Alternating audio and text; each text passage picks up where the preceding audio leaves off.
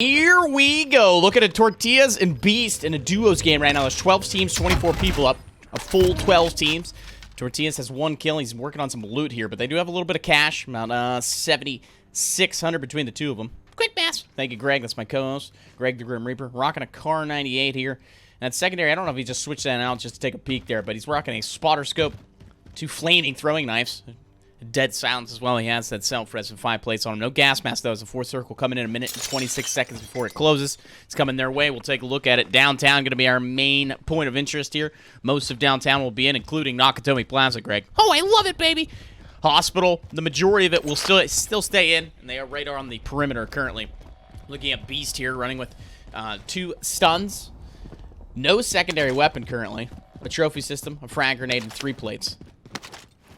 He also does not have a gas mask, and he does not have a self-res. He does have 3 kills to back that up.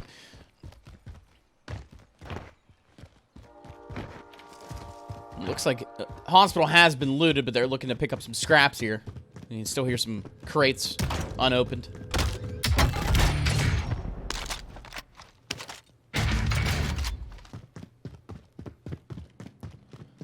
Finds that legendary Groza. Very nice gun, actually, to run. Let's see what his primary is. Wondering if he's also running a sniper rifle. It seems like Tortillas had the same idea. He has a sniper rifle, and he's just picking up ground loot behind it.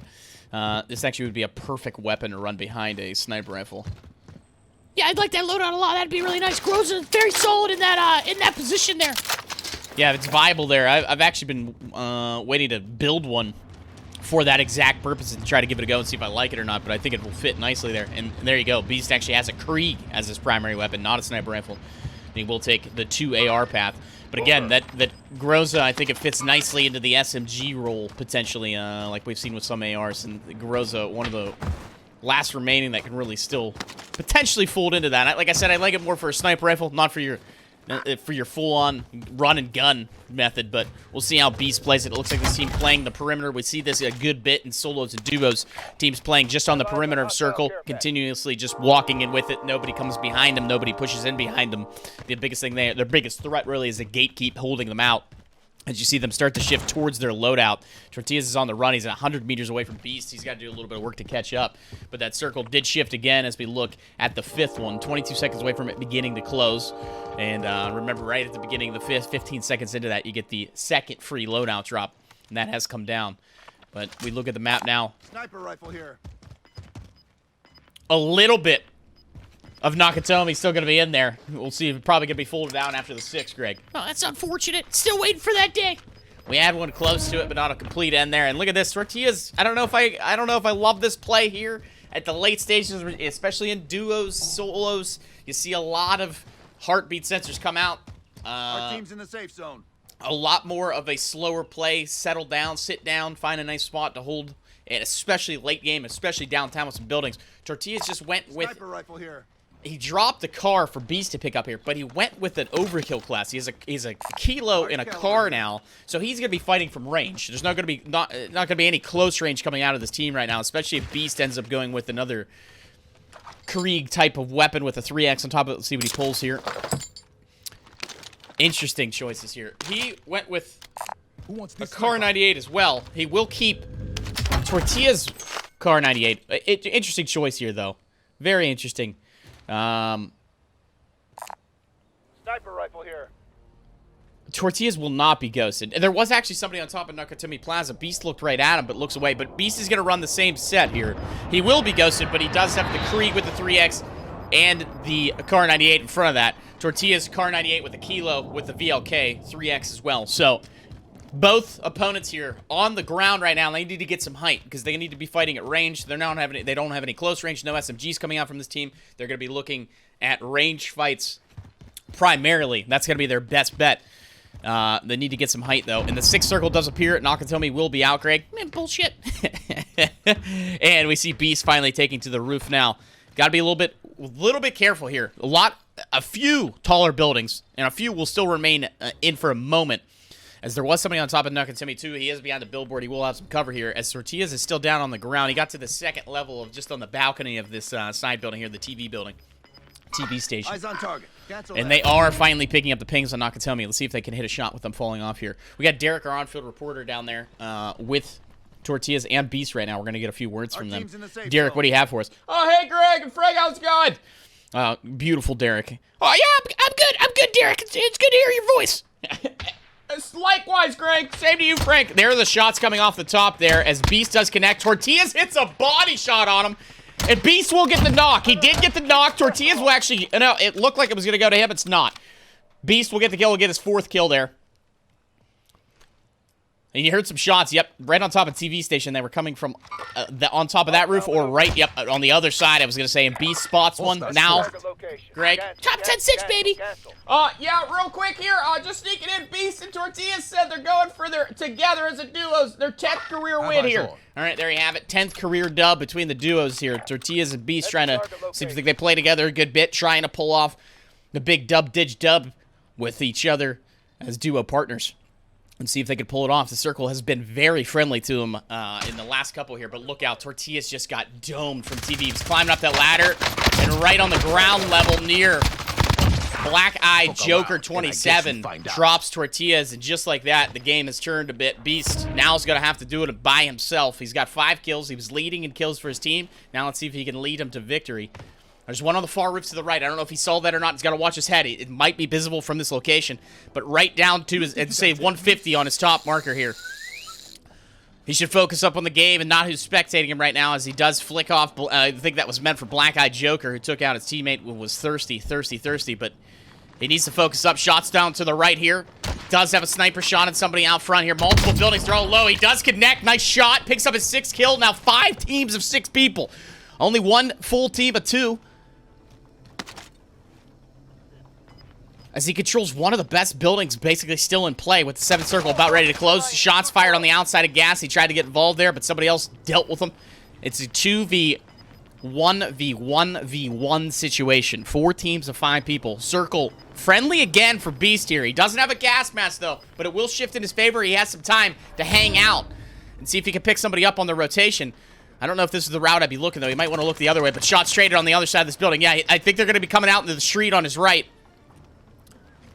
You can hear the coughing. One below him. He was right to look this way, but let's see if he can pick him up. Shots on. Connects. No crack. But oh, from the left. Look out. Oh, Beast. Couldn't do it. He stuck over the edge. He got some tunnel vision there. Hopped up. Exposed himself. And now it's a 2v1 situation. Breaking down. Shots fired. And there it is. We won't get there fast enough, but you can see moving towards the 8th circle. Both teammates came out. They picked him up right over top of that wall there. It looks like it was most likely actually whoever Beast was just shooting at. Put the little bit of damage in. Did the assist work. Beast, unfortunately, won't be able to take it home for the squad. Looking for their 10th career win as a duos team. Well, let's get the names of our winners. That was chaotic at the end there. Yep, broke down quickly. When you get those 1v1v1 situations there, especially in a team game, chaotic finishes. Beer money, Diego taking home the dub. GG's for Verdansk.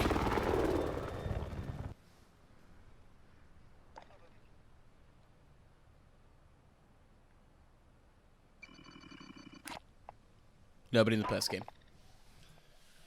There you have it. That's a nice little duos game there with the downtown finish. I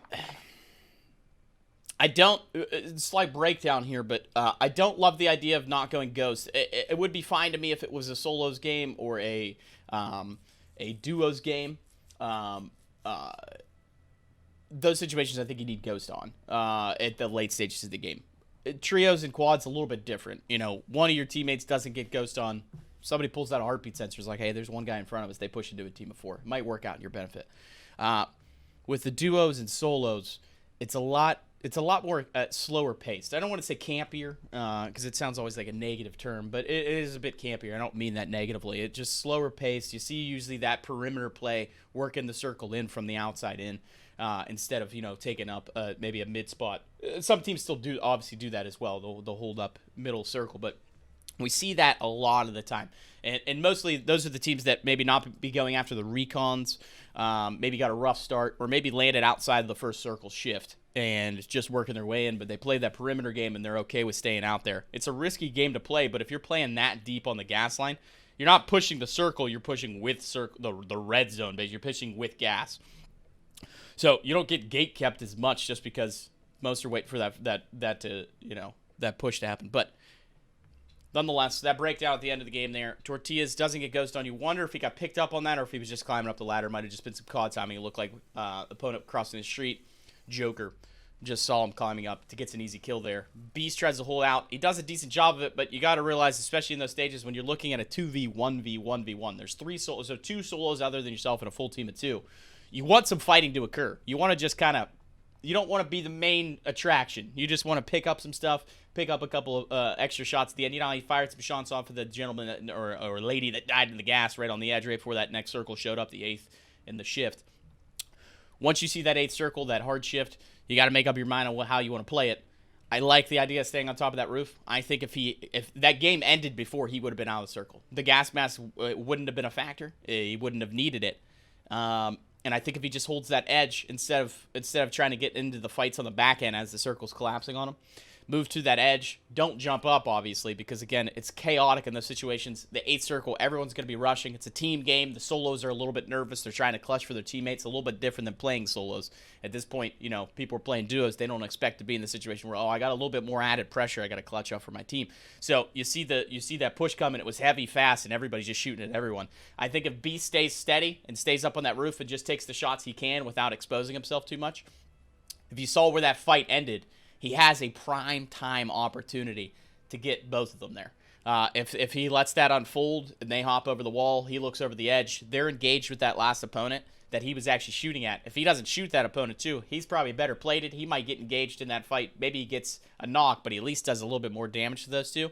Beast looks over the edge. Tap, tap, tap. Whap, whap, whap. W.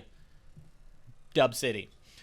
Easier said than done as always, but I like to do the breakdowns. I hope you guys enjoy. As always, I like doing them, and I hope you guys enjoy the commentary as well. Good little duos game for you. And we didn't have any cheaters, so it was a glorious one. I hope you guys enjoyed. Make sure to like and subscribe. More content coming your way. Some brand new stuff, some more highlights, some more viewer submissions as well. Much love, everybody, and until next time, bye!